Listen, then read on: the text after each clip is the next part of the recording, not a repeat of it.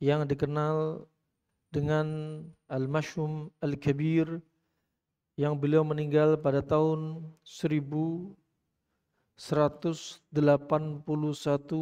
Hijriah. 1181 Hijriah. Dan beliau adalah As-Sa'di thumma As-San'ani. As-Sa'di thumma As-San'ani.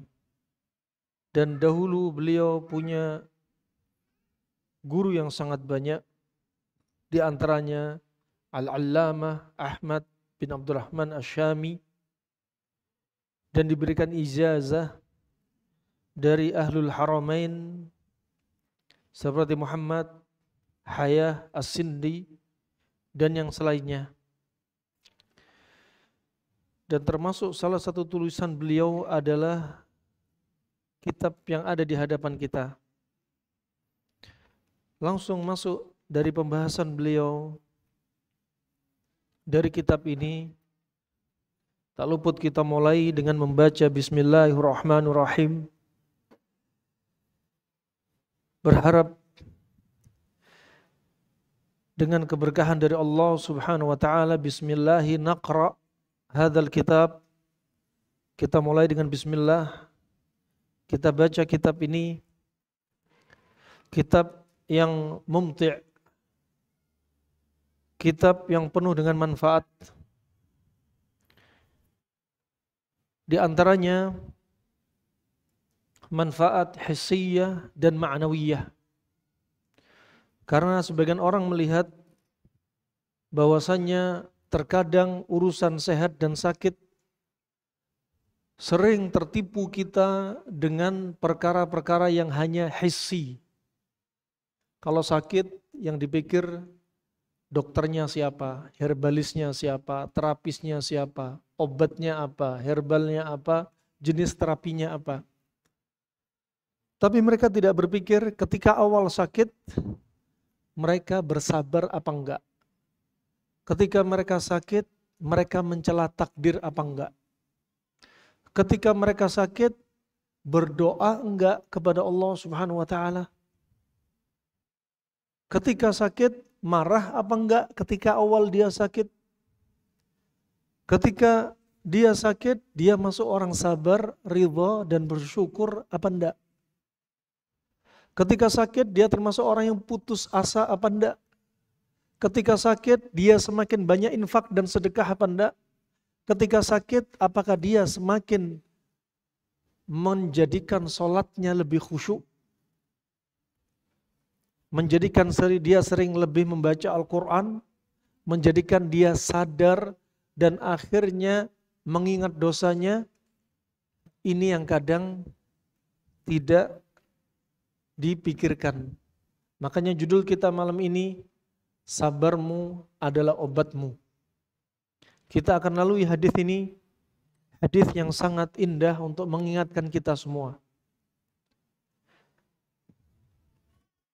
Al-qismul awwalu fi fadilatil marad wa ma yata'allaqu bidzalika mimma sabaqa dzikruhu.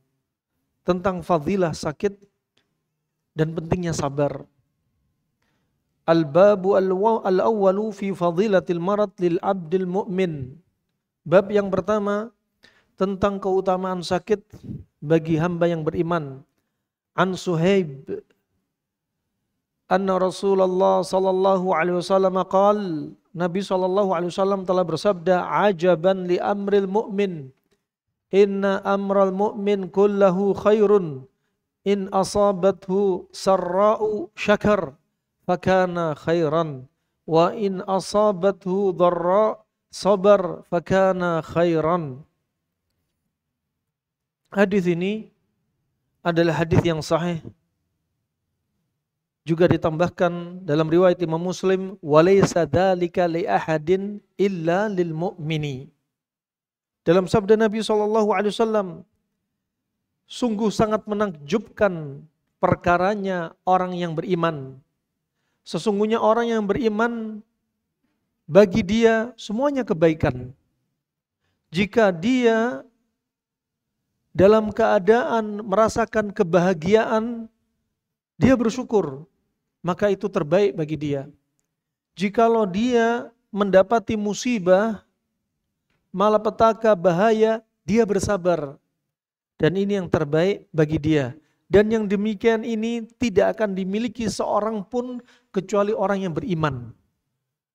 Kecuali orang yang beriman. Kalau ada orang muslim, mukmin, ketika dia mendapat nikmat, dia kufur nikmat. Ketika dia dapat malapetaka, dia nggak sabar, bahkan mencela takdir. Maka ini mukmin yang cacat. Atau muslim tidak sampai derajat mukmin. Islam tidak sampai derajat apa? Iman. Apalagi ihsan. Rahimanahumullah jami'an. Dan ta'ajjub, menakjubkan, itu dilihat dari dua sisi. Sisi yang pertama, yaitu di sini dikabarkan bahwasanya Nabi SAW melihat sesuatu kebaikan orang yang seperti ini. Sehingga takjub. Melihat orang yang seperti ini, Nabi takjub. Dan ada yang takjub diartikan apa-apa yang dibenci. Apa-apa yang dibenci. Nah, yaitu bermakna diingkari. Yang bermakna diingkari. Adapun di sini makna yang terpuji. Rahimanahumullah jami'an. Demikianlah kondisi seorang mukmin. Dapat nikmat bersyukur, dapat musibah sabar. Dapat musibah dia sabar. Ini termasuk orang yang imannya sempurna. Ya, imannya dia sempurna. Kalau kita dapat nikmat, kita ingat Allah. Kita bersyukur. Saat kita susah, saat kita sakit, saat terhimpit kondisi kita, saat dunia sedang dalam keadaan juga sempit, Allah akan ingat kita. Sebagai balasan, Anda ingat Allah ketika Anda dalam keadaan riang gembira, lapang, nikmat, dalam keadaan sehat, tambah semangat ibadah. Ketika sehat, membantu saudaranya. Ketika dapat rezeki banyak, banyak infak dan sedekah. Ketika punya waktu luang, digunakan waktu luang ini untuk Allah semata. Bukan untuk disibukkan perkara yang mubah. Nah, maka ketika kita dalam keadaan terhimpit dan susah, Allah akan ingat kita. Lain halnya dengan manusia. Kalau Anda berteman dengan manusia, Anda dapat teman. Kalau Anda lagi banyak duit, dia mepet ke Anda. Kalau Anda ada peluang, bisa dimanfaatin, dia mendekat kepada Anda. Tapi kalau Anda sedang rugi, Anda dalam keadaan sakit, Anda dalam keadaan terhimpit, dia menjauh dari Anda. Rahimanahumullah jami'an. Juga diantaranya disebutkan dalam riwayat yang lainnya dari Amr bin Sa'ad bin Abi Waqqas, dari bapaknya yaitu Sa'ad bin Abi Waqqas. Dalam hadis yang diriwayatkan oleh Abu Daud At-Tayalisi dalam musnadnya, Al-Baihaqi dalam Syu'ab, dan juga dalam sunannya disahihkan oleh Syekh Albani rahimallahu taala dalam Sahihul Jami' dan As-Sahihah, bahwa Rasulullah SAW bersabda, "Ajibtu lil mu'mini in asabahu khairun hamidallaha wa syakar." Anda tadaburi ayat atau hadis Nabi SAW, masukkan dalam hati. Ya, masukkan dalam hati dan amalkan. Aku sangat kagum dengan orang mukmin yang kalau dia dapat nikmat, dia ini banyak bertahmid. Alhamdulillah. Banyak bersyukur. Dan ini termasuk rukun syukur. Rukun syukur itu ada 3. As-sana bil lisan, kemudian al-amal bil jawarih, wujudkan syukur itu dengan kita semakin banyak taat. Kemudian al-i'tiqad wal i'tiraf bil qalb, akui dengan hati. Ini rukunnya syukur. Demikian orang-orang yang beriman. Nabi sampai kagum. Adapun kalau firman Allah Subhanahu wa taala, kita tadaburi firman Allah, Ketika Allah berfirman, "Ma asabaka min hasanatin faminallah, wa ma asabaka min sayyi'atin famin nafsik." Ini bimbingan dari Allah langsung.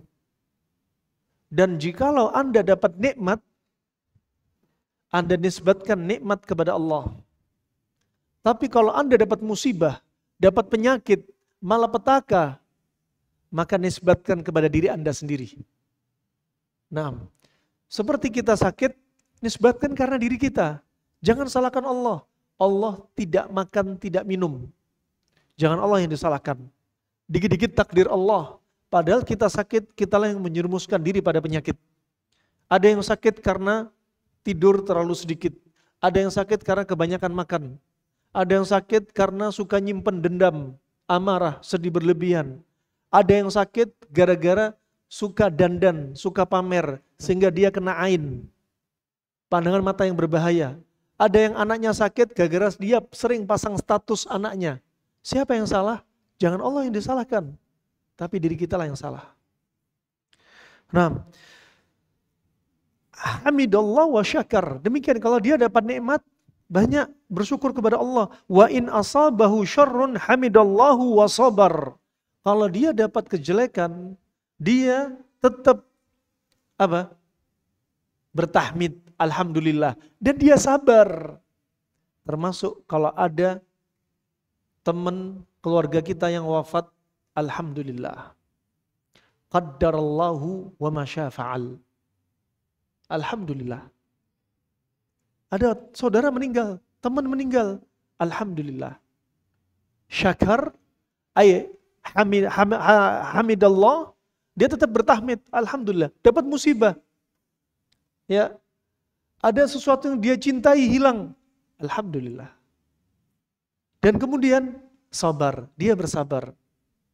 Nah, demikian untuk apa? Ketika awal kena musibah, dengan kata-kata ini Anda langsung mengkanter apa? Bisikan setan. Jangan sampai kalau Anda nggak bertahmid, Anda nggak bersabar, setan langsung bisikin sehingga ada di antara Anda langsung mencela takdir, teriak, memukul pipinya, merobek bajunya, keliling rumah, teriak-teriak. Nah, bikin status sana sini. Enggak, pertama alhamdulillah dan sabar. Inilah hakikat sabar. Sebagaimana hadis Anas bin Malik riwayat Abi Daud, innamas sabru 'inda sadamatil ula. Sesungguhnya sabar itu, hakikat sabar dikatakan sabar ketika awal kena musibah. Nah, dia sabar. Anda jangan bilang sabar. Ya, tad'i nafsak. Anda mengaku diri Anda sabar, tapi 1 pekan setelah Anda kena musibah. Itu bukan hakikat sabar. Itu namanya ngaku sabar. Ini dilatih hati kita. Anda sakit apapun, kena asam urat, kaki sakit, sampai digeret. Alhamdulillah. Nah, jangan salahin, ya Allah, takdir Allah. Kenapa aku yang dipilih? Lah siapa yang makan yang disalahin takdir Allah. Ini adab kita dengan Allah Subhanahu wa taala. Nah, kemudian fal mu'minu yu'jaru fi kulli amrih. Orang mukmin dikasih pahala oleh Allah dalam segala perkaranya. Kalau kondisinya seperti ini, hatta yu'jaru fi luqmati yadha'uha fi fimra'atih. Sampai seorang mukmin diberi pahala oleh Allah Subhanahu wa taala walau 1 suapan diletakkan di mulutnya istrinya. 1 suapan doang dikasih pahala. Ya. Artinya enggak harus Anda nyuapin istri terus tiap hari. Artinya Anda memberikan nafkah kepada istri, maka itu pahala bagi Anda. Pada anak-anak Anda, itu pahala bagi Anda. Ini rahimani wa rahmakumullah, jami'an barakallahu fikum. Di antaranya hadis Nabi SAW yang sangat agung. Kemudian yang berikutnya berkata Imam Al-Ghazali, Abu Hamid Muhammad bin Muhammad Al-Ghazali At-Tusi, beliau termasuk ulama yang meninggal pada tahun 505 Hijriyah. 505 Hijriyah. Dan beliau mengambil ilmu di antaranya dari Imam Al-Haramain Al-Juwaini. Ya. Ucapan beliau, kata-kata beliau, kata hikmah beliau terkait bab ini, lau kashafal hijab la ra'a al-'abdu al-masaiba min ajallin ni'am. Naam, min ajallin ni'am. Disebutkan seandaikan hijab ini disingkap, seandaikan takdir ini dikuak, seorang hamba pasti akan melihat musibah yang Anda rasa itu termasuk nikmat yang paling besar. Coba, derajatnya orang yang berilmu berkata seperti ucapan ini bukan ucapan sambil lalu, tapi ucapan yang sudah ditadabburi dalam hati. Seandainya kita tahu, ya, seandainya kita bisa melihat, kalau kita dapat musibah, langsung disingkap oleh Allah, janji-janji Allah, katakan diputer di depan kita, katakan seperti layar lebar, kalau kita dapat musibah ini, kita bakal dikasih pahala seperti ini. Kita akan tahu itu nikmat paling besar. Ya, kita akan tahu itu nikmat paling besar. Makanya seringnya manusia itu sumbu pendek. Dia pikir ngelihat tetangga kaya raya, mobil banyak, motor banyak, rumah banyak. Ketika ngelihat orang rumah banyak, selalu dia apa? Pengen terus dan pengen terus. Padahal Nabi SAW mengajarkan kepada kita, ajarkan pada anak Anda, istri Anda, ajarkan. Apa? Allahumma la aisha illa aishul akhirah. Ya Allah, tidak ada hakikat kehidupan kecuali kehidupan akhirat. Biar apa? Kita, istri kita, anak kita gak gampang tertipu dengan dunia. Melihat nikmat itu apa? Dilihat mobil, dilihat kendaraan, rumah.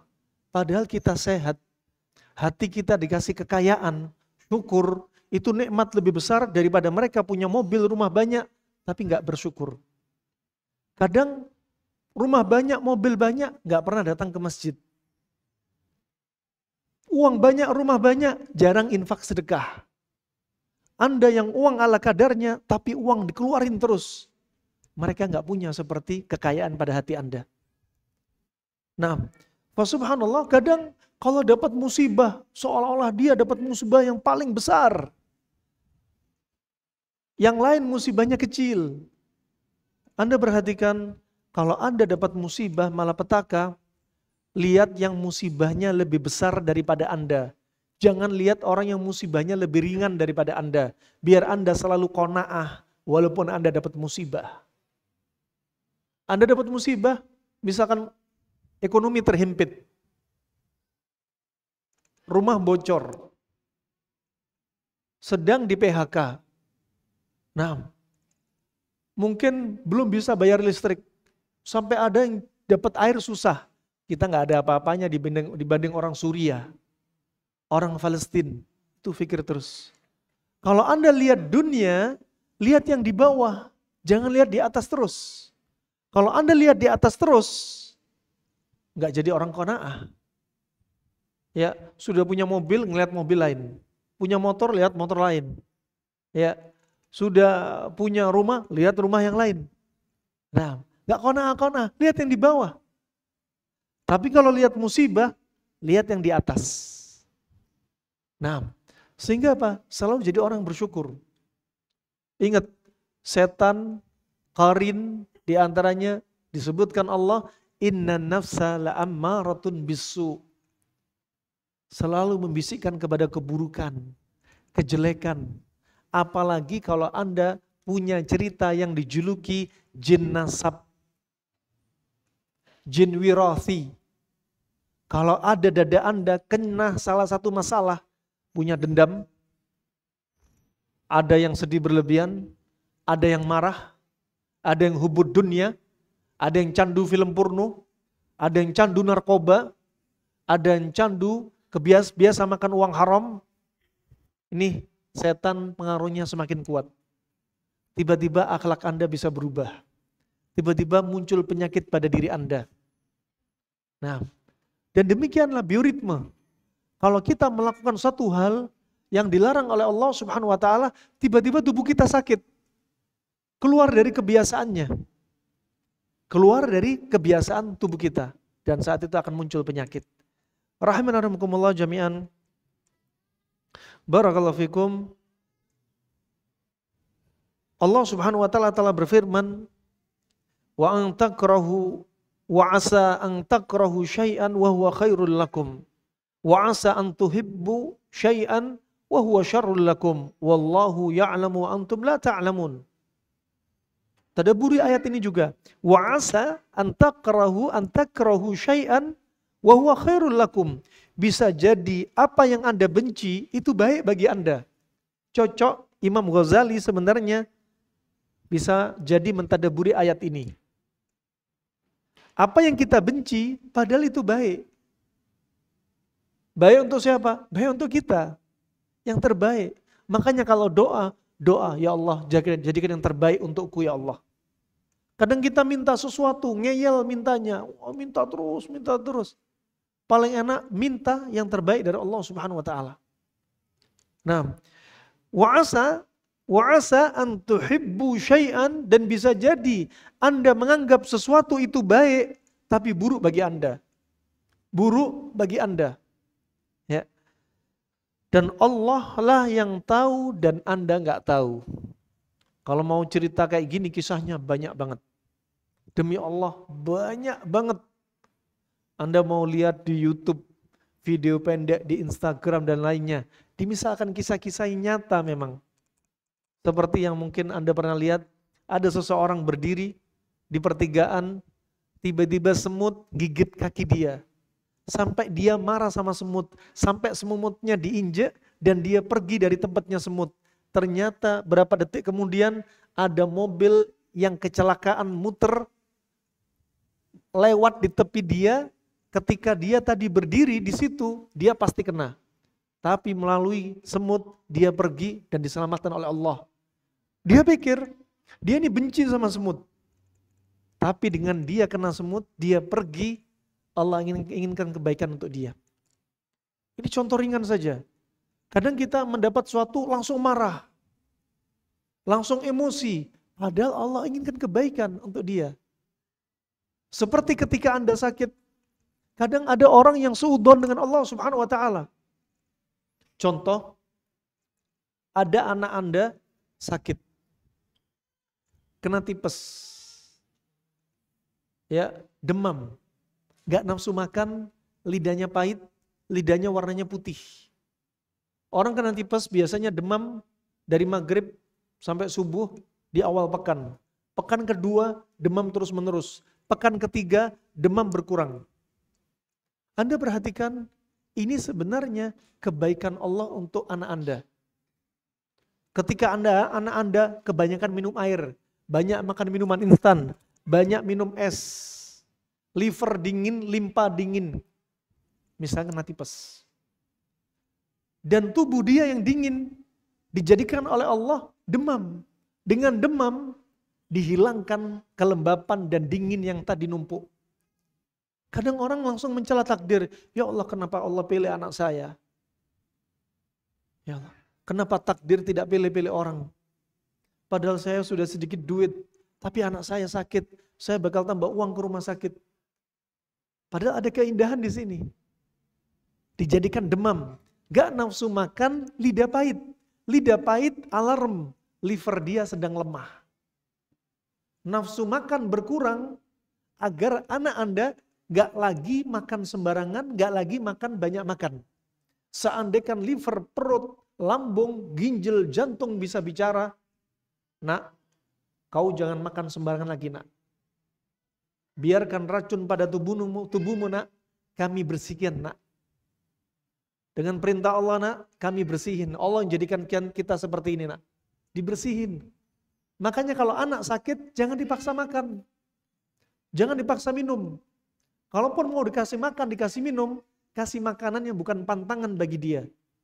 Kasih makanan minuman yang obat bagi dia. Kalau anak tipes berarti dingin. Kasih makanan yang sifatnya panas. Bikinkan sop ayam jago. Sop daging kelinci. Sate kuda. Kambing jantan. Enak-enak. Minumannya jahe merah. Pantangannya, anak tipes jangan dikasih rendaman timun. Jangan dikasih semangka. Jangan dikasih protein hewani ikan-ikan. Kasih panas-panas. Simple. Jadi anak sakit jangan dipaksa makan.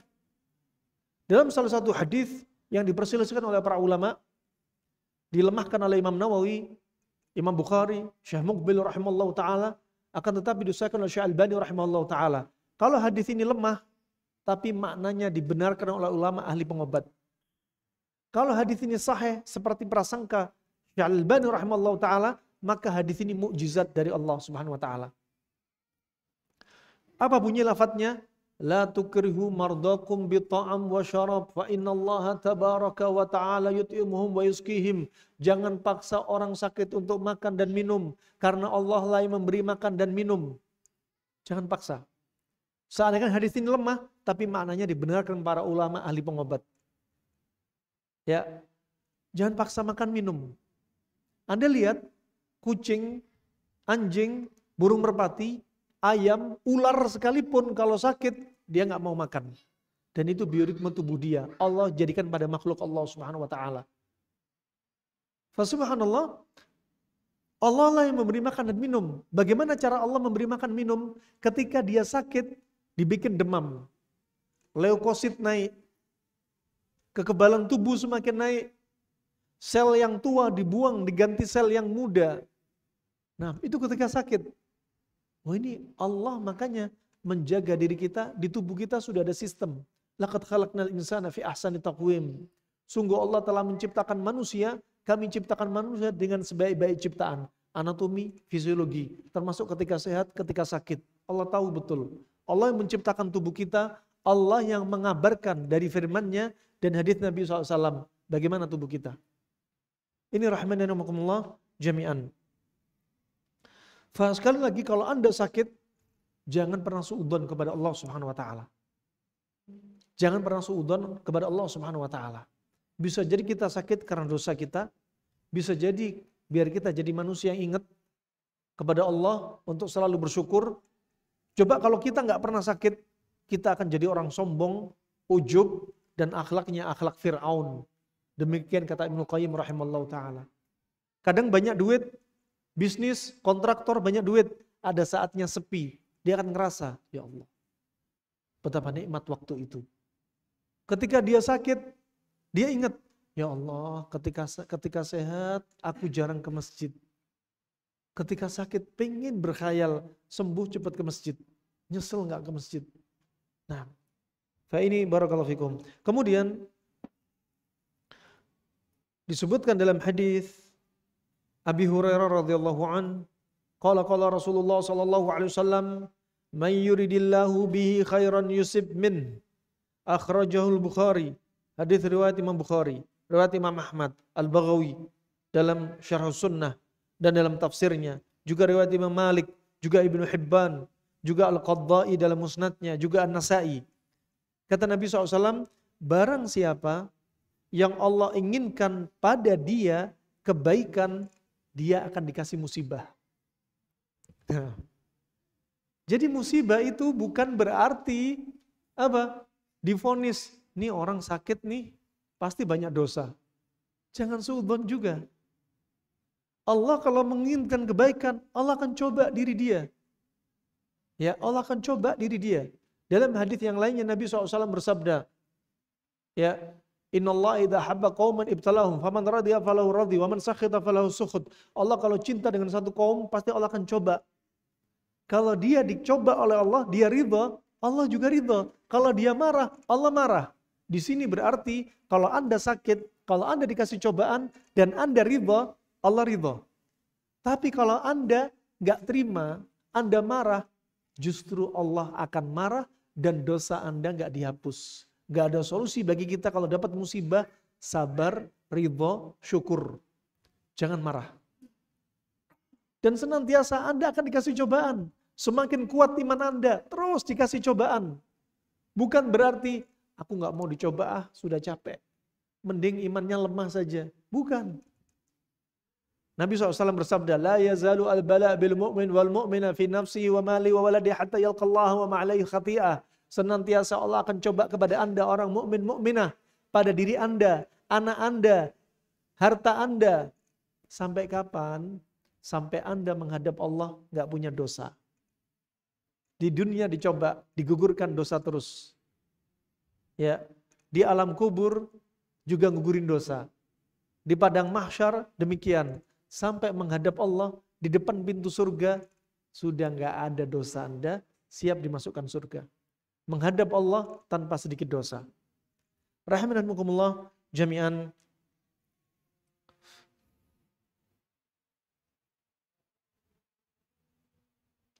Yang berikutnya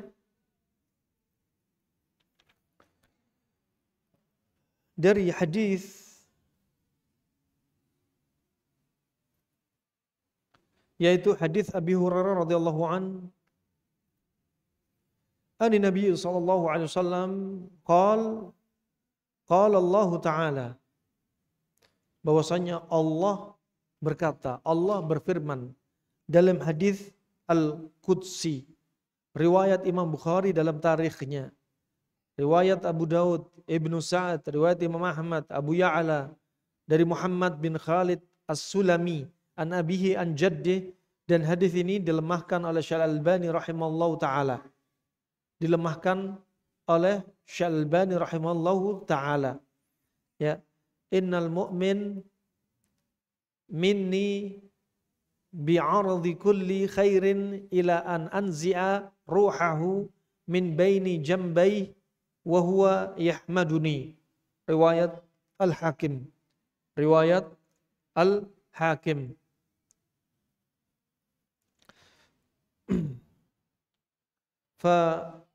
Hadis ini hadis yang lemah, yang artinya seorang mukmin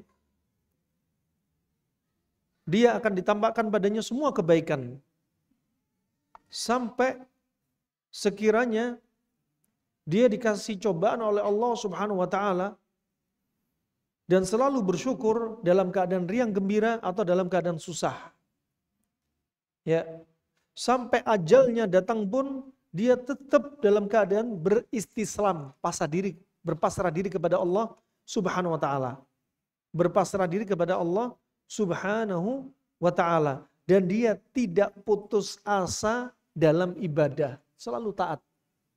Terus sampai menjelang ajalnya, ingat ketika kita semua akan mengalami sakratul maut, qarin, setan yang ngikutin kita terus akan membisikkan Anda untuk Anda murtad. Hati-hati. Makanya kita harus istiqomah. Penting istiqomah.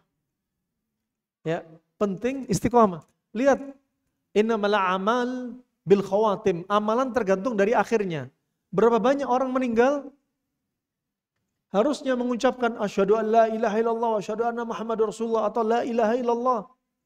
Tapi orang meninggal dia bilang, istriku, aku punya warisan di sana di sini. Gak sibuk dengan zikir ini. Ya, istriku, aku dulu gini-gini. Dunia terus yang disampaikan. Kenapa? Karena kebiasaan dia. Dipersulit.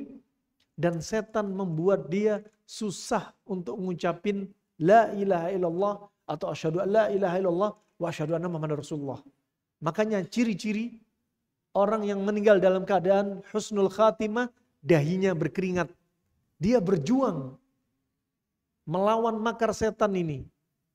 Ya, dia berjuang terus, bahkan meninggal dengan ditutup dengan kalimat ini. Man qala fi akhir umri la ilaha illallah dakhalal jannah. Barang siapa di akhir hayatnya dia mengucapkan la ilaha illallah, maka dia akan masuk surga. Kita lanjutkan setelah adzan insyaallah. Barakallahu fikum.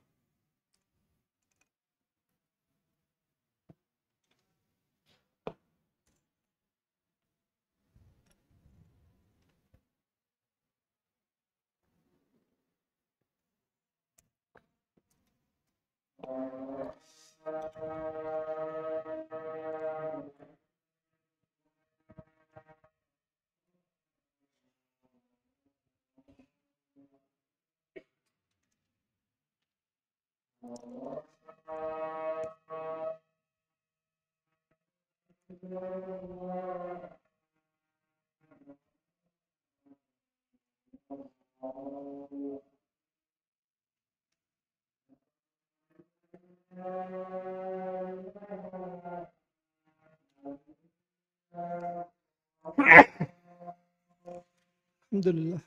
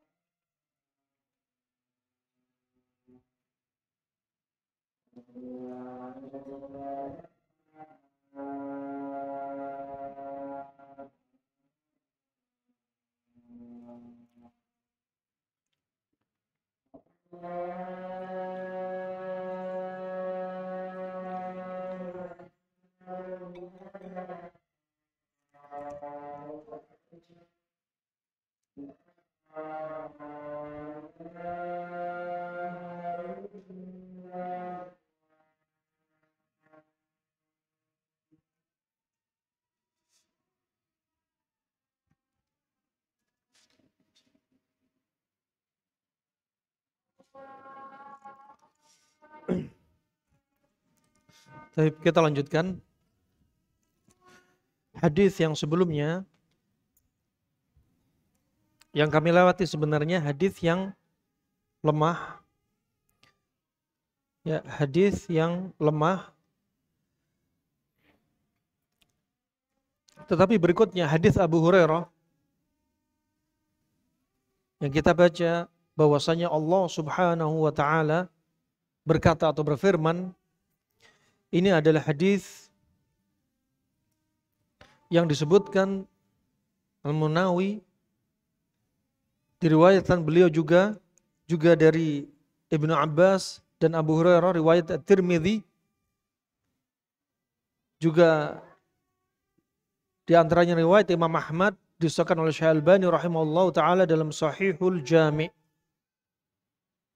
Ketika Allah berkata, innal mu'mina minni bi'aradi kulli khairin ila an anzi'a ruhahu min baini jambai wa huwa yahmaduni. Kita sebutkan dari mana hadis ini, bahwasanya a'zamu khair ay yadhkurullah fil musibah wal ibtila, termasuk nikmat yang paling besar ketika Anda bisa mengucapkan alhamdulillah ketika Anda dapat musibah. Anda dapat malapetaka, dapat cobaan, Anda bilang alhamdulillah. Itu nikmat yang paling agung. Karena ciri-ciri Anda termasuk orang yang bersyukur. Dapat musibah aja seperti ini, gimana kalau dapat nikmat? Tapi terkadang ada orang yang tidak sabar dengan nikmat. Dapat nikmat dari Allah, tambah digunakan maksiat. Ini orang yang kufur nikmat. Dan dia selalu bertahmid, memuji Allah dalam keadaan sarra wa dharra, susah atau yang gembira. Dan sampai ketika roh dia hendak dicabut, ajal mau datang, ya, Orang mukmin ini kalau maut, malaikat maut sudah mau mendatangi dia, apa yang dia lakukan? Ya, hamidallah, tetap alhamdulillah. Malaikat maut mau datang, alhamdulillah. Ajal mau datang. Nah, dan dia sudah pasrah. Apa? Mustasliman liqadha'i. Siap dah, mau diambil dah siap. Ya. Kenapa? Karena dia selalu bertahmid. Kebayang kalau orang isinya maksiat terus, bangun tidur maksiat, mau tidur lagi maksiat, gak pernah sholat di masjid, kemudian bahkan meninggalkan sholat, kalaupun sholat mengakhirkan dari waktunya, kemudian jarang zikir pagi petang, gak pernah pegang Al-Quran, bahkan Al-Quran dijadikan apa? Mahjura, disingkirkan Al-Quran oleh diri dia, gak pernah menghadiri kajian, dibiarkan dirinya bodoh, semua dipenuhi dengan maksiat dan kebodohan. Kebayang gak kalau malaikat mau datang? Apakah dia mau bilang alhamdulillah? Susah, berat. Kenapa? Dia gak akan pede. Nah, kenapa? Innamal a'mal bil khawatim. Tapi juga apa? Jangan tertipu dengan diri kita. Kadang ada di antara manusia mengira dia berbuat taat, ketika lihat orang berbuat maksiat, dia menghinakan orang berbuat maksiat dan dia menyombongkan diri dia. Kadang ini juga jebakan iblis. Kita nggak tahu orang yang tadinya kita lihat maksiat ternyata bertobat dan lebih baik daripada kita, juga bisa. Rahimanakumullah jami'an. Dia melihat apa yang sudah Allah jadikan qadha untuk dia, semuanya dilihat kebaikan. Buruk di hadapan dia, tapi takdir Allah selalu menurut dia ini baik, walaupun buruk di mata dia. Dan dia nggak pernah futur dari ibadah. Nggak pernah futur dari ibadah. Selalu dibikin mau susah tetap semangat ibadah. Riang gembira semangat ibadah. Ini rahimani wa rahmakumullah jami'an. Berikutnya hadis dari Abi Hurairah juga dari Nabi SAW diriwayatkan oleh Al-Hakim dalam Mustadraknya, Al-Baihaqi dalam Sunannya, dan disahihkan oleh Syekh Al-Albani dalam Sahihul Jami' dan As-Sahihah, hadis yang sangat indah sebagai penutup kajian kita. Bahwasannya Nabi SAW berkata, qala Allah Ta'ala, Allah telah berfirman, idzabtalaitu abdi al-mu'mina falam yashkuni ila uwadihi atlaqtuhu min isari thumma abdaltuhu lahman khairan min lahmi wa daman khairan min dami thumma yasta'nifu al-amala, akhrajahu Malik wal Baihaqi. Demi Allah, hadis yang sangat agung, indah. Ya, untuk menghibur diri kita semua. Ketika sedang terhimpit, mengalami kesusahan, mengalami masalah, baik rumah tangganya, ekonominya, ya, ataupun di khala hubungan dia dengan masyarakat, ataupun di medsos dia difitnah. Nih, ingat ini. Ya, bahwasanya Allah berkata, idzabtalaitu 'abdi al-mu'min falam yashkuni ila uwadihi. Jikalau aku mencoba, ya, jikalau aku menguji hambaku seorang mukmin, menguji dengan apa? Penyakit ataupun yang selainnya. Termasuk penyakit ataupun yang selainnya dari cobaan-cobaan Allah. Falam yashkuni ila uwadihi. Sedang dia tidak pernah berkeluh kesah, merasakan sakitnya hati dia atau sakitnya fisik dia yang dia rasa, ya, kepada siapa saja yang mendatangi dia. Misalkan Anda ada yang sakit di rumah sakit, atau di rumah, atau kena musibah, ada para peziarah, para penyungguh mendatangi Anda. Anda diam. Sakit apa, Pak? Alhamdulillah, saya punya sakit ini. Masya Allah. Udah berapa lama, Pak? Alhamdulillah, sekian lama. Sudah berapa hari? Sakitnya gimana? Ya, beginilah sakit, namanya sakit menggugur dosa saya. Nah, dia nggak banyak bicara. Pak, sakit apa? Sakitnya dari kepala, ujung rambut sampai kaki, sakit semua nih. Sampai menancap dalam hati, ya Allah, saya sabar nih. Gak berkeluh kesah. Anda gak banyak bicara kepada orang yang ziarah kepada Anda. Ini Allah yang berkata. Ketika Anda sakit, Anda gak banyak keluh kesah. Apalagi ini keluh kesah di zaman Nabi, keluh kesahnya offline. Kalau keluh kesah di zaman kita sekarang, offline dan online. Nyebar, orang tahu keluhan kita. Punya masalah rumah tangga, share status. Ya Allah, kali ini istriku melakukan seperti ini. Laki-laki soleha ini. Laki-laki soleha. Gampang bikin status, punya masalah suami istri status. Istrinya habis ngomel bikin status. 6. Keluar ngopi, rasain istriku, aku ngopi di luar. Biar dia sendirian tidur di rumah. Yang istrinya ngunci di kamar, rasain suamiku, aku kunci di rumah. Lah ngapain terus? Nah, rahimakumullah, makanya jangan keluh kesah. Dan yang paling banyak keluh kesah biasanya kaum wanita. Kenapa? Karena mereka nakes akal waddin, agama dan akalnya kurang. Gampang banget keluh kesah. Gampang banget curhat. Dan Anda lihat, orang yang banyak sakit di rumah sakit, laki apa wanita? Wanita. Orang yang banyak kena kanker, laki apa wanita? Orang yang sering kena kelenjar tiroid, hipertiroid, laki apa wanita? Semua wanita. Kenapa? Wanita gampang keluh kesah. Sakit sedikit langsung berobat. Laki-laki jarang sakit. Tidak banyak komen. Tahu-tahu meninggal. Nah, kenyataan. Anda lihat wanita gampang, sana sakit, ini sakit, gampang keluh kesah, sakit ini itu. Laki-laki tidak banyak ngomong, tahu-tahu umurnya pendek. Apa? Nyimpen. Sekarang di zaman sekarang kata WHO, setelah musim pandemi Covid sudah 1:40. Satu laki-laki 40 wanita. Nabi SAW bersabda di zaman Dajjal keluar, laki dan wanita dalam lafaz 1:40, dalam riwayat 1:50. Dan kita sudah di zamannya. Rahimakumullah jami'an. Ya, hari kiamat semakin dekat. Ya, hari kiamat semakin dekat. Kemudian subhanallah, Allah berkata lagi, berfirman, "Atlaqtuhu min izari." Ai, fakaktuhu minal marad. Ya, illam yahdur ajalu. Setelah dia gak banyak keluh kesah kepada orang yang ziarah, gak banyak curhat kepada orang yang ziarah, maka Allah Subhanahu wa taala, aku lepaskan penyakit dari dia jikalau ajal belum menjemput diri dia. Kalau ternyata penyakit ini tidak menyebabkan dia wafat, disembuhkan oleh Allah Subhanahu wa taala, aku lepaskan penyakit dari diri dia. Dalam keadaan apa? Allah ridho dengan diri dia. Allah ridho, masyaallah, indah banget. Dan ingat, ditakwilkan ini bukan hanya penyakit, apapun musibah Anda. Ketika sedikit duit, gak usah banyak ngomong. Ketika banyak duit, diem. Ketika lagi duit, kita kemana-mana. Udah, gak usah bicara. Nah, Allah tahu diri Anda. Kemudian, ثم أبدلته لحما خيرا من لحمي ودما خيرا من دمي ثم يستأنف العمل. Ya Allah, kalian sangat indah. Allah berkata dalam hadits al-qudsi. Apa maksudnya? ثم أبدلته لحما خيرا من لحمي. Yaitu apa? Dijadikan, ya, Allah ganti lahman, daging ini lebih baik dari daging yang sebelumnya setelah Anda sakit. Ini hikmah. Makanya jangan pernah suudzon berkata dulu dari Allah. Termasuk penyakit, jangan suudzon. Ketika Anda sakit, bibir kita demam, paru-paru kita buka, keringat keluar, Anda sakit, langsung makan. Anda sakit darahnya baik. Ketika Anda sakit, ya, dibersihkan racun tubuh kita. Leukosit naik, sel yang tua dibuang ganti sel yang muda, sel tua kanker dibunuh. Masya Allah. Diganti apa? Lahman khairan min lahmi. Dijadikan, ya, daging yang sekarang lebih baik daripada daging yang sebelumnya. Lebih bersih dari racun. Ya, fa innahu lahmun wa damun qad ghusiya sahibahuma an daril dhunub. Di antaranya kalau secara maknawi ditakwilkan daging dia telah dibersihkan oleh Allah, dicuci melalui penyakit dari dosa-dosa. Tangan tadi pakai gadget melihat website porno. Tangan tadi pakai gadget ngefitnah, gibahin, namimah, menuduh saudaranya. Ya, mata tadi melihat apa yang diharamkan oleh Allah untuk dilihat. Telinga dibiarin mendengar apa yang Allah haramkan untuk didengar. Kaki yang tadinya ada berkumandang dilangkahkan untuk menjauhi masjid. Ya, subhanallah, saat dia sakit dihapus itu semua melalui sakit dia, dijadikan semuanya sehat. Baru lagi. Nah, wa thumma yasta'nifu al-amal. Dan kemudian dia akan dicuci dari maksiat.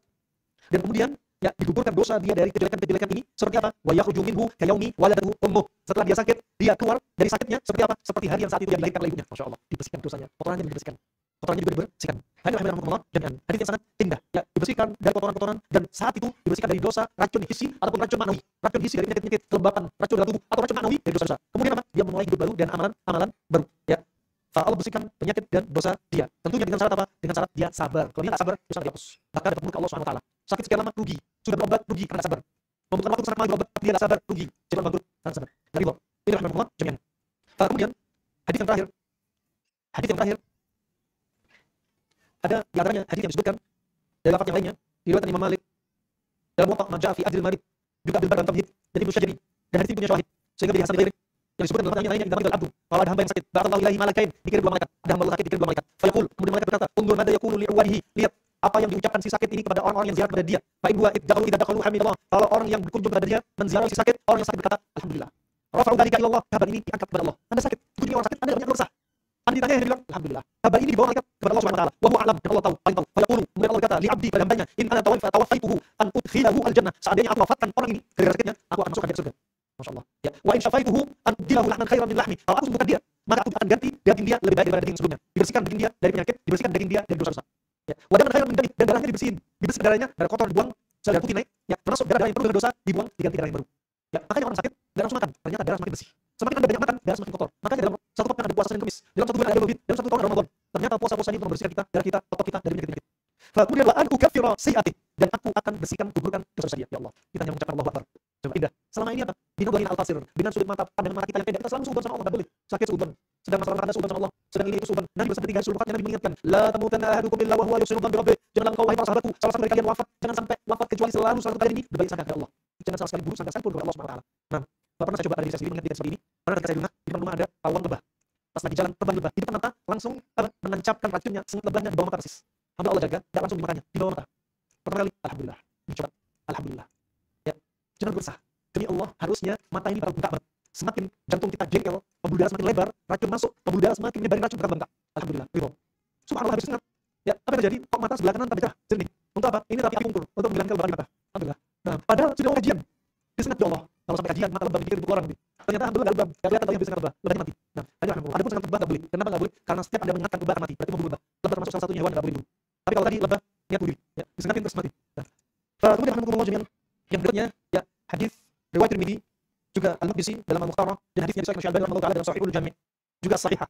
Ketika Nabi bersabda, la yawaddanna ahlul 'afiyah yaum al-qiyamah anna juludahum quridat bil maqarib mimma yarawna min thawabi ahli al-bala. Ya, subhanallah. Ya, bahwasanya ahlul 'afiyah, orang yang dijaga oleh Allah dari kejelekan, dari kemaksiatan, dari penyakit. Dia ini berangan-angan, di dunia berangan-angan, ya, berangan-angan di hari kiamat. Apa? Seolah-olah di dunia pengen dia ini kulitnya dipotong. Kulitnya dipotong di dunia. Ya, kenapa dia berangan-angan seperti itu? Karena tahu balasan dari akhirat besar banget. Semakin besar cobaan di hari kiamat, semakin besar balasan Anda. Coba, ketika tahu nikmat seperti angan-angan, seandainya aku dipotong dengan gunting, dipotong dengan pedang, ya, dunia itu dipotong. Kenapa? Karena dia tahu balasan yang besar. Balasan yang besar. Ini tentunya apa? Iman orang yang tinggi. Sampai seorang ulama salaf mengatakan begitu dalam hadis mati hari ribat, laula masaibat dunya la usrana yaumil qiyamah wa yaumil qiyamah usrana. Seandainya bukan karena musibah di dunia, kita dibangkitkan di hari kiamat nanti rugi. Makanya Anda bersyukur. Dan musibah di dunia, Anda bersyukur. Kenapa? Semakin banyak berbuat dosa Anda. Maka tanda Anda. Salah satu tanda pemerintah dari sekian banyak tanda dari hadis Abu Hurairah. Riwayat Imam Bukhari dalam Al-Mufrad, Imam Muslim dalam Sahihnya, ya, juga riwayat Muhammad dalam Sunatnya. Ketika Nabi melihat laki-laki badu yang badannya keker. Nabi penasaran, takjub. Nabi ingin tanya kepada dia, dua penyakit yang paling ringan, dua penyakit yang paling sering diderita manusia. Nabi bertanya kepada dia, hal asabaka umumil dam? Apakah kamu pernah kena umumil dam?